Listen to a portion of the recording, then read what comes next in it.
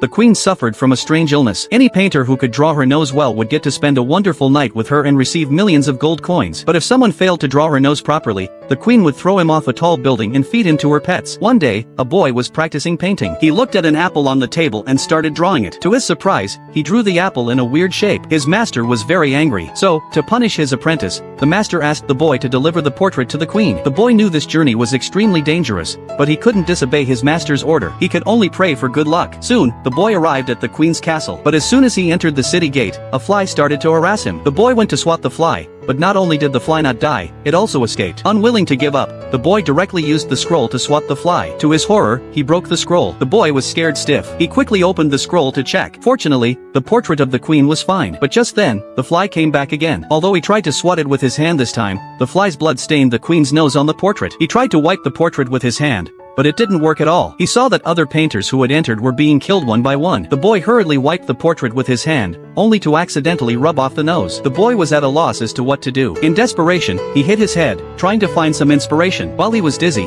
the boy suddenly saw a paintbrush. He quickly grabbed it and started to draw the queen's nose. During this time, the boy was extremely nervous and accidentally drew a red line on the paper. Seeing the soldiers walking towards him, the boy continued to draw the queen's nose, but all the noses he drew were ugly and mocked the queen. No matter how he tried, he couldn't draw the original nose. The boy's heart raced at the thought of being fed to the pets, but it was too late. The soldiers had already taken him to the queen's palace. The boy walked forward holding the scroll. Suddenly, the queen's tiger opened its big mouth. The boy was so scared that he quickly opened the scroll. He thought he was doomed to die, but to his surprise, the queen was a strange one. She actually liked the nose the boy had drawn. The queen happily spun around on the spot. He received the queen's reward, and she wanted to spend a wonderful night with the boy. But the boy refused the queen, and the queen was straightforward. She directly appointed the boy as the royal painter of the kingdom. After that, the boy hung the portrait on the wall for research, while his master became his assistant.